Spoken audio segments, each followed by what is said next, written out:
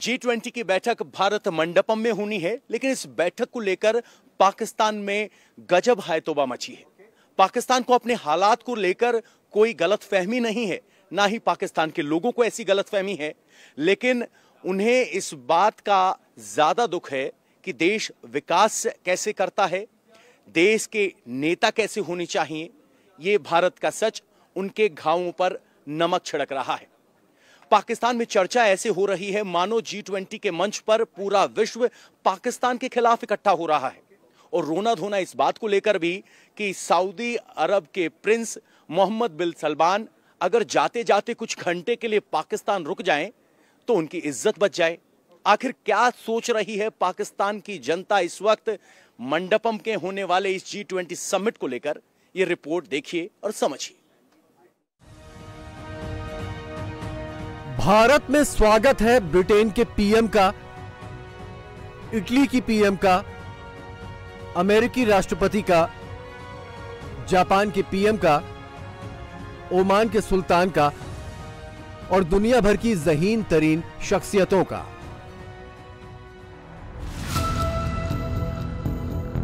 उधर पाकिस्तान में स्वागत है टीटीपी का, तालिबान का, अल-कायदा का, आइसिस का और तमाम ग्लोबल दहशतगर्दों का।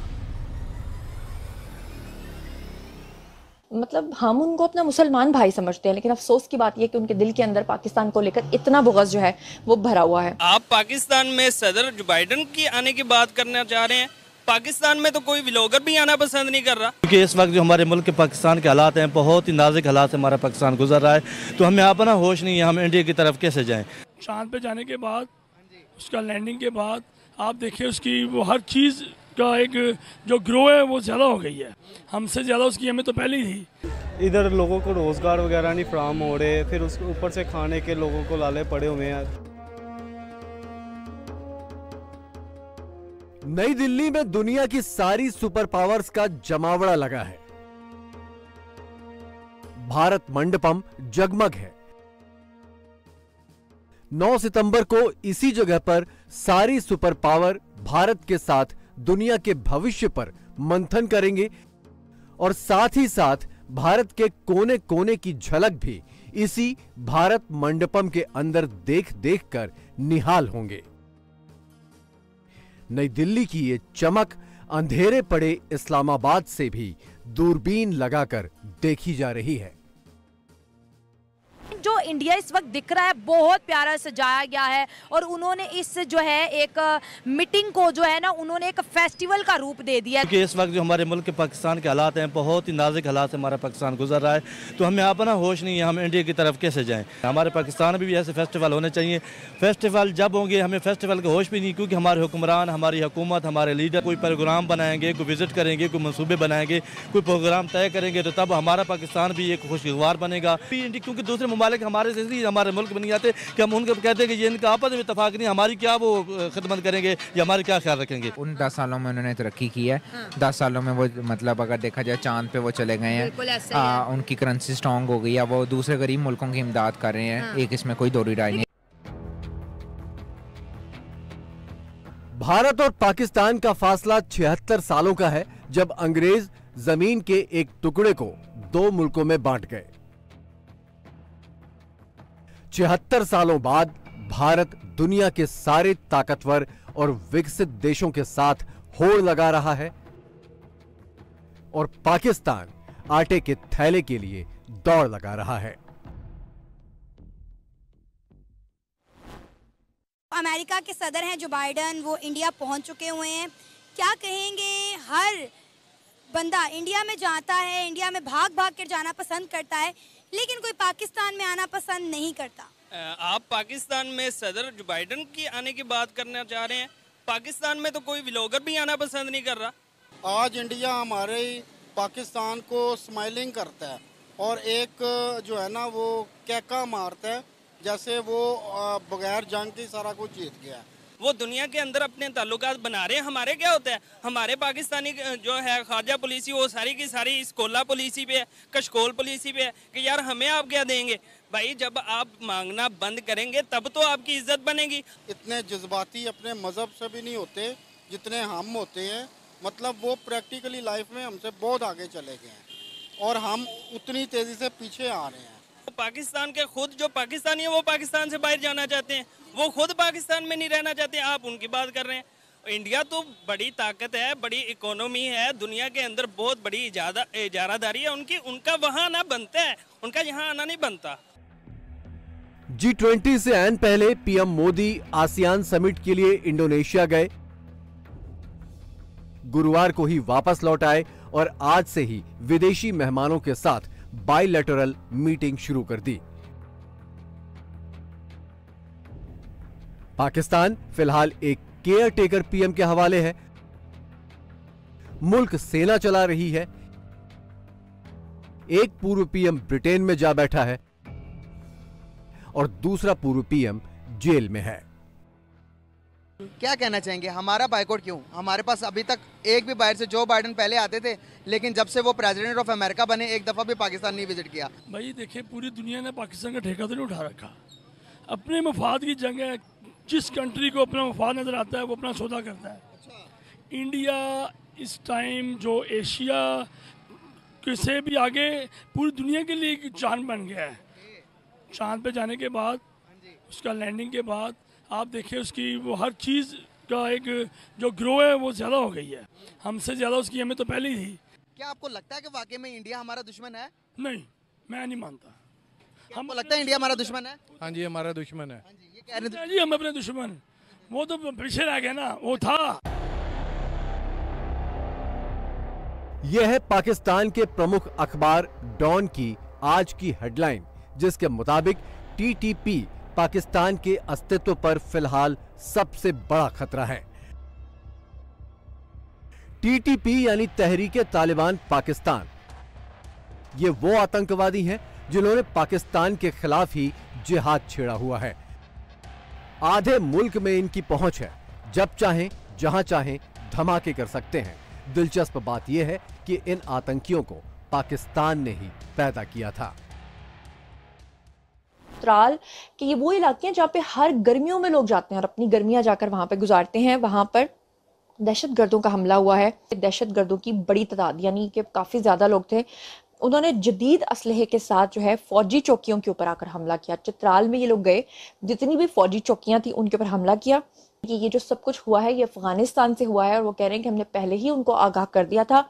लेकिन अफसोस की बात यह है कि अफगानिस्तान से इस तरह की जो कभी हरकतें हैं वो होती चली जा रही हैं और लगातार होती चली जा रही हैं। और ऐसे एहसान फरामोश है कि पाकिस्तान वो मुल्क है जिसने उनके 5-5 लाख लोगों को, 7-7 लाख लोगों को यहाँ पर जो है वो पनाह दी। मतलब हम उनको अपना मुसलमान भाई समझते हैं, लेकिन अफसोस की बात यह कि उनके दिल के अंदर पाकिस्तान को लेकर इतना बुग़्ज़ जो है वो भरा हुआ है।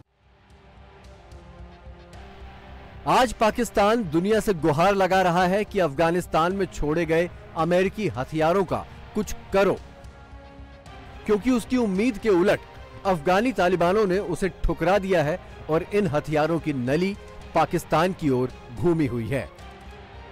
यही पाकिस्तान था जो अफगानिस्तान पर तालिबानी कब्जे के बाद खुशी से नाच रहा था। सबसे बड़ा सवाल तो ये है कि उस वक्त क्यों नहीं ये कहा गया कि देखो ये क्या क्या छोड़ के चले गए हैं, ये तो हमारे लिए नुकसानदेह, हमें नुकसान पहुंचाएंगे। उन्होंने चाबियां लगाई हैं, वो जिस तरह मोटरसाइकिलें जो हैं वो या साइकिल को जो है वो करते हैं स्टार्ट, उस तरीके से उन्होंने एयरक्राफ्ट स्टार्ट किया और उसके अंदर बैठ के जब वो उड़ाया अपने इलाके में, उसके ऊपर शादियाने बज रहे हैं, तालियां बज रही थी जनाब। पाकिस्तान के अंदर लोग जो है वीडियोस बना बना के, देखो ओहो कमाल हो गया, देखो तालिबान के जो है वो कितने ज़बरदस्त तरीके से उन्होंने अमरीकियों का छोड़ा हुआ हेलीकॉप्टर एयरक्राफ्ट तक चला लिया।